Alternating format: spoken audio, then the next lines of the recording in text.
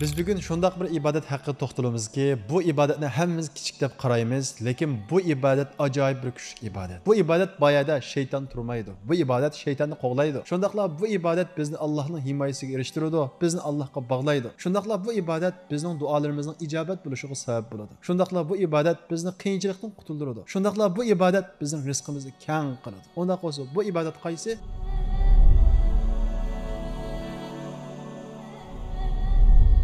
Bu ibadat hammamiz kichik ko'rayotgan va yoki sal qarayotgan zikr. Zikr shundaq bir ibodatki, u bizning qalbimizdan shaytonning vasvasasini qo'g'lab chiqaradi. Abdullah ibn Abbas radhiyallohu anhu shayton insonning qalbiga urilishadi. Inson g'aflatda qolsa, Allohni zikr qilmasa, shayton vasvasa qiladi. Agar Allohni zikr qilsa, shayton qochadi deydi. Shundaqla zikr shundaq bir ibodatki, u bizni Allohning himoyasiga erishtiradi. Alloh taolo Qur'on Karimda "Fazkuruni azkurukum" sizlar meni zikr qilinglar, ya'ni meni yod etinglar, men sizlarni yod etaman deydi. Payg'ambarimiz Muhammad alayhissalom "Ta'arraf ilallohi fir-raha ya'rifka fi-shidda" sen Allohni qiyinchilik bo'lmagan, beshing saq vaqtda asliginki, qiyinchilik paytda Alloh seni aslasin, Alloh seni yod etsin, Alloh seni qiyinchilikdan qutuldirsin deydi. Shundaqla zikr shundaq bir ibodatki, u bizning qalbimizga huzur, xotirjamlik ato qiladi. Boshqalarning aziyatidan, boshqalarning tuhmatidan, boshqalarning zulmidan qalbimiz siqilgan vaqtida biz zikr qilsak, Alloh taolo bizning qalbimizdagi o siqilishni ko'tarib o'tadi. Payg'ambarimiz Muhammad alayhissalom mushriklardan har xil tuhmat, har xil haqoratlarga uchrab qalbi siqilgan vaqtida Allah Teala Peygamberimiz Muhammed aleyhisselamga "Ve laqad na'lamu annaka yadhiqu sadruka bima yaqulun" ularning degan gaplaridan sening qalbingning siqilayotganligini biz bilamiz. Ya'ni ularning haqoratlaridan, ularning tuhmatlaridan sening qalbing siqilayotadi. Fasabbih bihamdi robbika va kun minas sajidin. Sen Allohga tasbih aytish orqali, Allohga sajda qilish orqali bu qiyinchilikdan, bu yurkaning siqilishidan qutulgan deydi.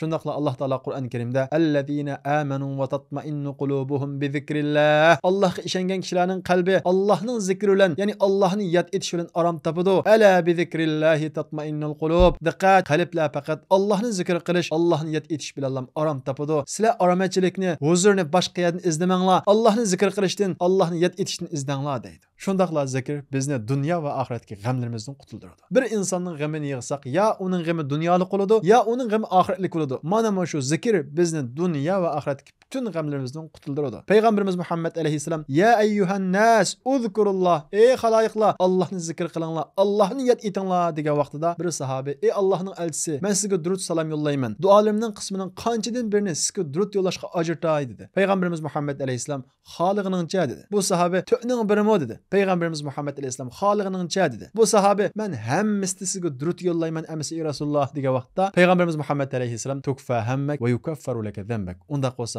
o'qigan durudlaring, ya'ni zikrlaring sening g'amlaringga kifoya bo'ladi va shundaqla qiyomatda sening gunohingga kafarat bo'ladi dedi. O'ylab baqala, ma dunyodagi g'amlarimizga kifoya bo'lsa, oxiratda gunohlarimizga kafarat bo'lsa, insonning nima g'ami qoladi? Mana shu zikrning kuchi. Zikrning Allohning kechirimi va afusiga erishtiradiganligi haqida Alloh taolo Qur'on Karimda "Vaz-zakirinallaha kaseeran vaz-zakirat a'addallohu lahum mag'firatan va ajran 'azima" Allohni ko'p eslagan erlarga va Allohni ko'p eslagan zikr qilgan ayollarga Alloh taolo ularga mag'firat, ya'ni gunohini kechirim qilish va buyuk ajr tayyorladi deydi. Shundaqla zikr bizni g'aflatdan saqlaydi. Biz g'aflatdan saqlansak, shaytonning vasvasasi bizga ta'sir qilmaydi. Alloh taolo Qur'on Karimda "Vazkuru robbaka fi nafsika tadarruan va khifatan va dunal jahri minal qawli bil ghuduwi wal asal va la takun minal ghafilin." Sen Robbingni ichingda Allohdan qo'rqqan, Allohga yelingan holda atdigan oqshomda past ovozda Allohni zikr qilgin, Allohni yod etgin, hargizmi g'ofillardan bo'lmagin deydi. Shundaqla zikr shundaq bir ibodatki, bizning haqiqiy mu'minlik sifatimizning bir sharti. Alloh taolo mu'minlarni sifatlab "Allazina yazkurunalloh" o müminler şundaq müminki Allah'ni zikr qiladi deydi. Demek zikr bir müminlikimizning sifati. Onundan başqa zikr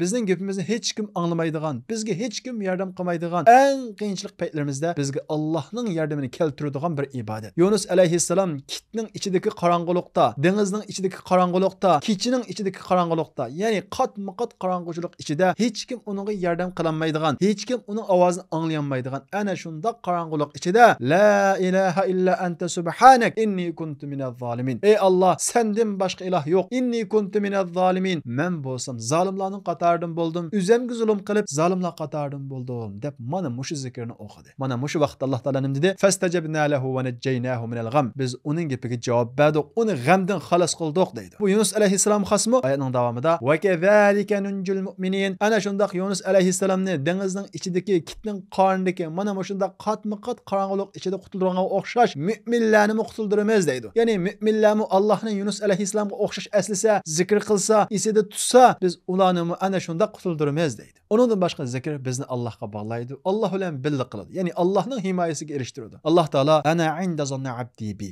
Men bandamning gumonini qilishda va ana ma'ahu idza zakkarani. Bandam meni aslasa, men uning bilan billa. Agar u bandam meni ichida yolg'iz holatda aslasa, zikr qilsa, men uni o'z zotimda aslayman. Agar bandam meni bir jamoat ichida o'pchi holda zikr qilsa, men uni ulardan yaxshiroq bir jamoat, ya'ni payshlar orasida zikr qilaman, yod etaman deydi. Ya'ni bir hadis qudusida payg'ambarimiz Muhammad alayhissalomdan naql qilinib, Alloh taolo bandam agar meni zikr qilib, mushu qalbini midriltib bilan tusa, men uning bilan billa deydi. Allah biz bilan birga bo'lsa, bizga kim ziyonkashlik qila olsin? Allah biz bilan birga bo'lsa, qanday qiyinchilik bizni bo'y egdira olsin? Qanday qiyinchilik bizni oldimizda tusa olsin? Kim bizga ziyon sala olsin? Demak, biz sal qarayotgan bu ibodat bizni mana shundaq yuqori o'ringa, Allohning afusiga, Allohning himoyasiga erishtiradi. Shundaqla zikr Allohning rahmati, Allohning xotirjamligiga erishtiradi. Payg'ambarimiz Muhammad alayhissalom la yaq'udu qawmun yadhkurunalloh illa haffat alayhimul malaika va ghashiyat alayhimur rahma va nazalat alayhimus sakina. Qanday bir qavm, qanday bir jamoat bir yerga yig'ilib Allah'ni zikr qiladi ekan, Allah'ni yod etadi ekan, ularni farishta qo'rshaydi. Ularga Allohning rahmati yog'adi, ularga Allohning xotirjamligi yog'adi. Alloh taolo ularni o'zining yendagi farishtalarning orasida tilga oladi, zikr qiladi deydi. Biz bu ibodatni kichik ko'rib, oddiy ko'rib sal qaraymiz, lekin bu ibodat bizni yaxshi qilishda hamma odamning oldiga chiqib o'tadi. Payg'ambarimiz Muhammad alayhissalom sabaqal mufarridun, mufarridlar ilgari o'tib ketdi, ya'ni yaxshilikda hammani oldiga chiqib ketdi deydi. Sahobalar mufarridun degan kimlar ey Rasululloh deydi. Payg'ambarimiz Muhammad alayhissalom Allohning ko'p zikr qilgan ayollar, ya'ni Allohning ko'p yod etgan ayollar deydi. Biz kichik ko'rgan, biz sal qaragan bu zikr bizni Allohning azobidan saqlaydi. Alloh taolo Qur'oni Karimda va ma kana Allohu mu'azzibahum va hum yastaghfirun. Ular Allohga istig'for aytiblam turadi ekan, Allohga tavba qiliblam turadi ekan. Alloh taolo ularni azoblamaydi. Allohning azobi ularga tushmaydi deydi. Allohning azobi tush emas, zikr, tasbih, istig'forlar bizni Allohning kechirimiga, Allohning afusiga erishtiradi. Rizqimizni keng qiladi. Nuh alayhissalom o'zining qavmiga istag'firu robbakum innahu kana g'affara. Sizlar Robbinglarga istig'for aytinglar. Ya'ni istig'for aytib Allohni zikr qilinglar. Yursilis sama alaykum midrara. Sizlar Allohga istig'for aytib zikr etsanglar, Alloh sizlarga mol yomg'irlarni yog'dirib beradi. Va yumditkum bi amwali va banin. Sizlarning mollaringlarni, farzandinglarni ko'paytib beradi. Va yaj'al lakum jannati va yaj'al lakum anhara. Sizlarga bog'chilarni, o'stanglarni ato qiladi deydi. Demak, biz sal qarayotgan zikr mana shundaq Allohning afusiga, rizqimizning keng bo'lishiga, yomg'irning ko'p yig'ishiga, mollarimizning, bolalarimizning ko'p bo'lishiga va shundaqla o'stanglarning, irqlarning ko'p bo'lishiga sabab bo'ladi. Ya'ni zikrning mukofoti oxiratda emas, mushu dunyoda bo'ladi. Bir odam zikrni ko'p aytadi ekan, rizqi keng bo'ladi, shundaqla turmushi xotirjam, bayoshat bo'ladi. Alloh taolo Qur'on Karimda bu haqda va anistagfiru robbakum thumma tubu ilayh. Sizlar Robbinglarga istig'for aytinglar, ya'ni istig'for aytib zikr aytinglar va Allohga tavba qilinglar. Bu shundaq qilsanglar, Alloh taolo sizlarni ajringlar to'shqichilik obdan hayotda yashitadi deydi. Shundaqla zikr bir musulmonga nisbatan uning tirikligining alomati. Payg'ambarimiz Muhammad alayhisalom masalul ladzi yadhkuru robbah val ladzi la yadhkuru robbah masalul hayy val mayt. O'zining Robbini zikr qiladigan, yod etadigan musulmon bilan o'zining Robbini zikr qilmaydigan musulmonning misoli o'lik bilan tirik o'xshaydi deydi. Ya'ni Allohni zikr qilmagan musulmon u ruhiy jihatda o'lik, jismiy jihatda tirik bo'lgan bilan u ma'naviy jihatda o'lik deydi. Payg'ambarimiz Muhammad alayhissalomning qishiga bir odam kelib, "Ey Rasululloh, islomda amal qiladigan, savob topadigan ishlar nihoyat ko'p ekan. Menga bir ishni ko'rsatib qo'ygan, men shuni ching tutiblam jannatga kirib olay" dedi. Payg'ambarimiz Muhammad alayhissalom u odamga, "La yazalu lisanuka ratban min zikrillah." Allohning zikridan ma tiling qurib qolmasin dedi. Ya'ni tiling zikirlan bo'ldi-kan, sen jannatga kirsa, eng ko'p savob topsa dedi. Zikr haqiqiy ma'nosi bilan mukammal bo'lgan vaqtida u shundaq bir ibodatki, Alloh yo'lida oltin kumush sarf qilgandimmi, Alloh yo'lida urushib shahid qilingandimmi, yaxshiroq bir amal. Payg'ambarimiz Muhammad alayhisalom bu haqda ala ukhbirukum bi khayri a'malikum va arfa'iha fi darajatikum va azkaha 'inda malikikum va khayru lakum min i'ta'iz zahabi wal waraq. Men sizlarga amalinglar ichidagi eng yaxshisi, darajasi eng yuqorisi, Allohning nazaridagi eng pokizi, eng ulug'ini, oltin va kumush sarf qilgandimmi yaxshiroq bir amalni va khayru lakum min an talqaw aduwakum fatadribu a'naqahum va yadribu a'naqakum. Dushman bilan uchrashib, sizlar dushmanning gardiniga urgan, dushman sizning urgan. Mushuningdimi ulug' ibodatni deb biraymi? Sahobalar, "Bala ya Rasululloh", debpas ey Rasululloh dedi. Payg'ambarimiz Muhammad alayhisalom, "Zikralloh", Allohni zikr qilish, Allohni yod etish dedi. Demak, endi nima uchun shayton bizga bu ibodatni kichik ko'rsatganligini his qildinglarmi? Bu ibodat mana shunday ulug' ibodat bo'lg'achqa shayton bizga bu degan bir oddiy ish deb kichik ko'rsatdi. Amaliyotda haqiqiy mukammal bo'lgan zikr mana shunday ulug'. Shunga Alloh taolo Qur'on Karimda, "Ya ayyuhallazina amanu zkurulloha zikran kaseera." Ey Alloh ishongan kishilar, Allohni ko'p eslanglar deydi. Va shundaqla shayton bir odamga g'alaba qilgandan keyin tunji qildigan ishi uni zikrdan to'xtatish. Alloh taolo Qur'on Karimda istahvada alayhimush shaytonu fa ansahum zikralloh. Shayton ularning ustidan g'alaba qildi. G'alaba qilib bo'lgandan keyin Allohni zikr qilishni unutqizdi dedi. Demak, bizning tilimiz zikrni to'xtab qolgan bo'lsa, qalbimiz Allohni yod etishni to'xtab qolgan bo'lsa, harakatimiz Allohni yod etishni to'xtab qolgan bo'lsa, shayton men g'alaba qilib Allohning zikrini to'sabdi deb o'ylasak bo'ladi. Chunki shayton mana shundaq tunjulab qildigan ishi, ya'ni bizning ustimizdan g'alaba qilgandan keyin zikrdan to'xtatish. Xo'sh, unda bo'lsa, Alloh yo'lida urush qilgan, Alloh yo'lida oltin, kumush bergandimi, ulug' bo'lgan bu zikr qanday ibodat? Zikr biz o'ylagandek subhanalloh, astag'firulloh deblam qo'yishmi? Haqiqiy mukammal zikr, ya'ni yuqorqi fazilatlarning hammasini elib keladigan, Alloh yo'lida urush qilgandimi, Alloh yo'lida oltin, kumush sarf qilgandimi, ulug' bo'lgan zikr 3 xil narsa bilan mukammal bo'ladi. Uning birinchisi Allohni qalbimizda yod etish. Ikkinchisi Allohni tilimizda yod etish. Uchinchisi Allohni ish harakatimizda yod etish. Og'zimizda subhanalloh, alhamdulillah deb qo'ysak bu zikr kamtuk zikr bo'ladi. Ya'ni haqiqiy mukammal bo'lgan zikr bo'lmaydi. Shunga Alloh taolo Qur'on Karimda innamal mu'minuna allazina idza zukiralloh wajilat qulubuhum. Haqiqiy mu'minlar ular Allohni zikr qilsa, ularning qalbi yumshaydi, qalbi eriydi deydi. Ya'ni Allohni zikr qilsa, qalbida o'zgarish bo'ladi. U zikrni qalbida qiladi deydi. Shunga zikrning birinchi ruknisi, birinchi asosi qalb. Yani Allah'ın elhamdülillah degan vaqtimizda, ey Allah, medihile sana xos degan vaqtimizda tilimizdan chiqishini ilgari qalbimizda Allohdan rozi bo'la olgan bo'lsak, sana hamdlar bo'lsin, sana medihlar bo'lsin deb qalbimiz deyilgan bo'lsak, zikrning birinchi qismini durqlagan bo'lamiz. Ikkinchisi bo'lsa, tilimizda elhamdülillah deyish. Ya'ni har qanday bir zikrni tilimizda deyish. Uchinchi turuki bo'lsa, zikrni ish harakatimizda aytish. Alloh taolo Qur'on Karimda vallazina idza fa'alu fahishatan aw zalamu anfusahum zakarulloha fastaghfiru li dhunubihim. Ular bir yomon ish qilib qolsa yoki zulm qilib qolsa, Allohni yod etadi. Allah'ın zikr qiladi, ya'ni qalbida pushaymon qiladi. Ondan keyin ig'izda vastagfiru lidunubihim, gunohiga istig'for tilaydi. Astagfirullohul azim deydi. Ondan keyin oyatning davomida va lam yusirru ala ma fa'alu, gunohi davom qilmaydi. Derhal keyniga yanadi. Ya'ni zikrni harakatida qilib, u gunohidan keyniga yanadi deydi. Demak, zikr meyli istig'for olsun, meyli hamd olsun, meyli tasbih olsun, eng avval qalbimizda bo'ladi. Tasbih aytmoqchi bo'lsak, masalan subhanalloh, Alloh pok deb bu tasbihni aytmoqchi bo'lsak, eng avval qalbimizda Alloh kishilar gumon qilgan, shayton mening qalbimga solgan har qanday gumondan pok, subhanalloh deb ikkinchi qatim og'zimizda deymiz. Ondan keyin uchinchi qatim Alloh har qanday gumondan, har qanday yomon ishlardan pok deb ish harakatimizni unga ta'sir ko'rsatish kerak. Shundaqla alhamdulillah degan vaqtimizda eng avval qalbimizda rozimanlik bo'lishi kerak Allohdan. Undan keyin alhamdulillah deb tilimizda ifodalaymiz. Undan keyin ish harakatimizda Alloh bergan ne'matlarni Alloh rozi bo'ldigan yerlarga ishlatish orqali Allohga alhamdulillah deymiz. Agar biz og'zimizda alhamdulillah deb qo'yib, Alloh bergan ne'matlarni, ko'zimizni, quloqimizni harom ishlatsak, to'liq alhamdulillah degan bo'lmaymiz. Va shundaqla Allohu akbar, ey Alloh sen buyuk degan bu zikrni o'qigan vaqtimizda eng avval qalbimizda ey Alloh sen butun g'amlarimdan buyuk. Ey Alloh sen butun gunohlarimdan buyuk. Ey Alloh sen ma dunyoda men cho'ng devatgan zolimlardan buyuk deb bu gapni qalbimizda hozir qilib bo'lgandan keyin, ondan keyin og'zimizda Allohu akbar, sen büyük Allah deymiz. Ondan keyin ish harakatimizda biz degan büyük Allohning bandisi deb o'zimizga ishonch qilamiz va zolimlar qanchalik kuchli bo'lsa-mu umitsizlanmay, zulm qarshi tirishqanligimiz ish harakatimizda Allohu akbar deganligimiz. Va shundaqla birov bizni qo'rqitib Alloh yo'lidan to'smoqchi bo'lsa, Allohu akbar qalbimizda Allah hammadan cho'ng, Allah senden cho'ng deymiz. Og'zimizda Allohu akbar deymiz. Ondan keyin bizning oldimizni Alloh yo'lidan to'smoqchi bo'lganlarni Allah senden cho'ng deb ishimizni davom qilaversak, ondan keyin biz qalbimizda, og'zimizda, ish harakatimizda Allohu akbar degan bo'lamiz. Shundaqla astagfirulloh, Allohga tavba qilaman degan vaqtimizdami, oldidan qalbimizda o'tkazgan kamchiliklarimiz, nuqsonlarimiz qartab pushaymon bo'lish kerak. Ondan keyin tilimizda astagfirulloh, ey Alloh sendan mag'firat talab qilaman deyishimiz kerak. Ondan keyin ish harakatimizda gunohdan qo'l uzishimiz kerak. Agar qo'limiz jazonda, qo'limiz haromda turib, og'zimizda astagfirullah, astagfirullah desak, bu mukammal zikr bo'lgan bo'lmaydi. Bu Allohning oldigan bo'ladi. Chunki qo'limizni haromdan uzmay turib, "Sana tavba qilaman" degan gap bu Allohni masxara qilgandek bir gap. Shunga haqiqiy zikr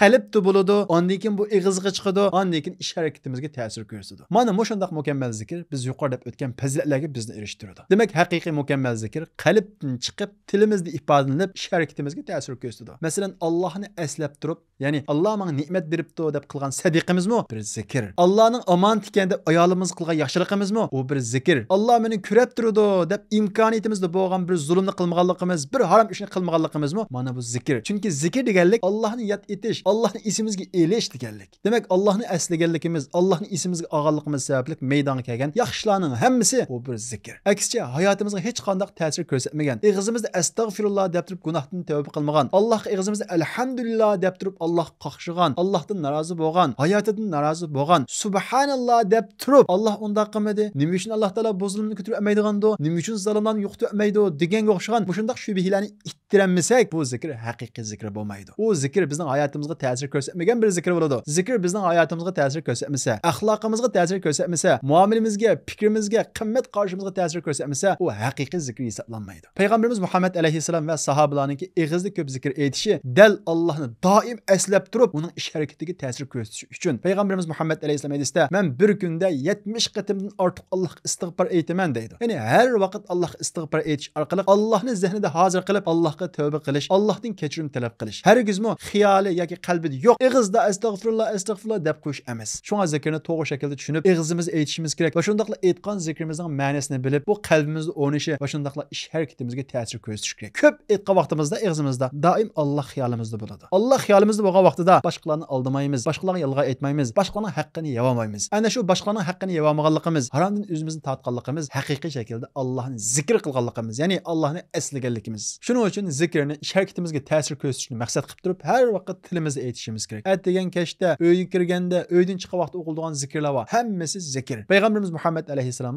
hojatxonadagi vaqtidan boshqa har vaqt zikr aytadi. Shunga biz o'rnimizdan qopqandan tortib o'qiydigan zikr bor. Masalan, biz deganda o'rnimizdan turgan vaqtimizda alhamdulillahillazi ahyana ba'dama amatana va ilayhin nushur. Bizni o'ltirgandan keyin, ya'ni jinimizni nisbiy shaklda olgandan keyin qaytadan tirildirib uyqumizni sog' salomat uyg'otgan Allohga hamdlar bo'lsin degan bu zikrni o'qiymiz. Shundaqla buning ma'nosini bilib turib, ey Alloh, men uxlab o'zim qopalaydigan bir iroda yo'qdi. Uxlagan vaqtimda hech narsani his qilmadim. Ya'ni sog' salomat qopdim. Sana hamdlar bo'lsin. Va ilayhin nushur. San qaytimiz deb bu ma'noni zehnimizda hozir qilib turib desak, undan keyin bu zikrimiz mukammal bo'ladi. Va shundaqla ma'nosini topgan bo'ladi. Shundaqla yin kim kelgan vaqtimizda alhamdulillahillazi kasani hada as-sawb va razaqanihi min g'ayri hawlin va la quvva. Bu kiyimni kiydirgan Allohga hamdlar bo'lsin. Mening kuch-quvvatimsiz buni rizq qilib bergan Allohga hamdlar bo'lsin degan bu zikrni o'qib, ondan keyin kiyishimiz kerak. Va shundaqla tahorat olgan vaqtimizda bismillah deb boshlashimiz kerak. Tahorat olib bo'lgandan keyin ashhadu an la ilaha illalloh vahdahu la sharika lah va ashhadu anna muhammadan abduhu va rasuluh degan bu shahodat kalimasini aytishimiz kerak. Uydan chiqqan vaqtimizda bismillahi tavakkaltu la havla va la quvvata illa billah. Allohning ismi bilan tavakkul qildim.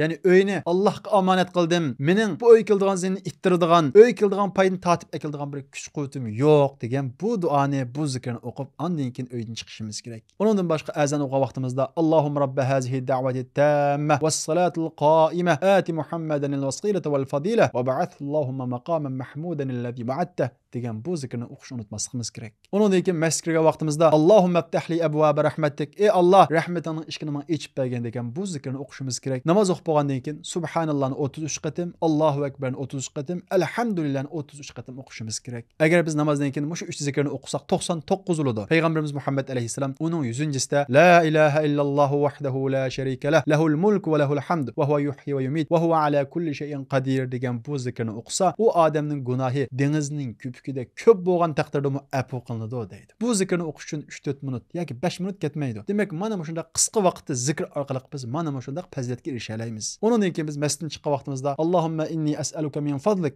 Ey Alloh, men sening fazlidan so'rayman degan bu zikrni o'qiymiz. Undan keyin uy kirgan vaqtimizda bismillahi valajna, bismillahi kharajna va ala robbina tavakkalna. Allohning ismi bilan kirdik, Allohning ismi bilan chiqdik. Robbimizga tavakkul qilamiz degan bu zikrni o'qiymiz. Qiyinchilik uchragan vaqtimizda, inson qo'ldan keladigan hech qanday amal bo'lmagan vaqtimizda hasbunalloh, Alloh menga yetar, Alloh menga kifoya degan bu zikrni Allohning buyukligini qalbimizda mahkam o'rnatgan holda o'qiymiz. Undan boshqa la ilaha illa anta subhanaka inni kuntu minaz zolimin degan bu Yunus alayhisolamning duosini o'qisaqmi, qiyinchiligimizning osonlashishiga sabab bo'ladi. Chunki Alloh taolo Qur'on Karimda fastajabna lahu va najjaynahu minal gham. Bu zikrni Yunus o'qigandan keyin biz uning duosini ijobat qildik, uni g'amdan xalos qildik. Va kazalika nunjil mu'minin. Mu'minlarni qutuldiramiz. Ya'ni qiyinchilikdan qutuldiramiz deydi. Undan boshqa qiyin bir ishga duch kelgan vaqtimizda bu ishdan o'tish uchun, bu qiyinchilikni yengish uchun, masalan, o'quvchilar imtihondan o'tish uchun, ya'ni o'zi sababni qilib bo'lgandan keyin imtihondan o'tish uchun tuvandagi duoni, tuvandagi zikrni o'qisa bo'ladi. Allohumma la sahla illa ma ja'altahu sahla va anta taj'alul huzna idha shi'ta sahla. Ey Alloh, sen oson qilgan ishdan boshqa hech qanday bir oson ish yo'q. Sen xohlasang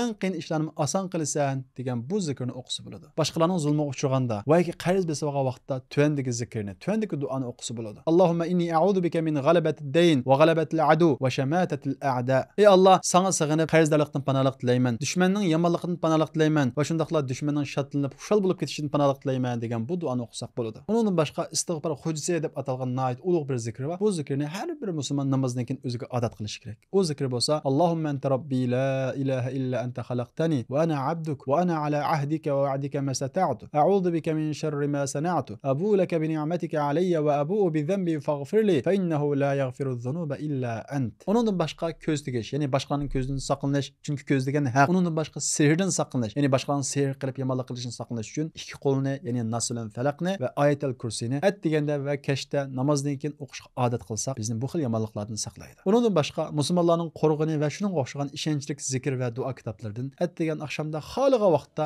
zikr o'qishni o'zimizga odat qilishimiz kerak. Alloh taolo Qur'on Karimda: "Ya ayyuhallazina amanu la tulhikum amwalukum va la avladukum an zikrillah." Ey Alloh ishongan kishilar, mollaringlar, ya'ni tijoratinglar va bollaringlar seni Allohni zikr qilishdan oli qo'ymasin, to'sab qo'ymasin, g'aflatda qo'ymasin. Va men yef'al zalika fa ulaika humul khasirun. Qandaq bir odamni tijorati yoki uy kirgan vaqtda bollari Allohning zikrini uni to'sab qo'ydi ekan, u ziyon tortquchilardir deydi. Mana shundaq tahorat kelmaydigan, qibla qarshi farz bo'lmagan, mashinada minib turib, o'ltirib turib, har vaqt qilg'ili bo'ladigan shundaq ibodatni qilishdan mahrum bo'lgan inson haqiqatan ziyon tortquchi. Mana shundaq oddiy ibodatni qilmay, nurg'unlagan savoblardan mahrum qolgan ziyon tortquchilardan bo'lib qolishimizdan Alloh taolo bizni saqlasin.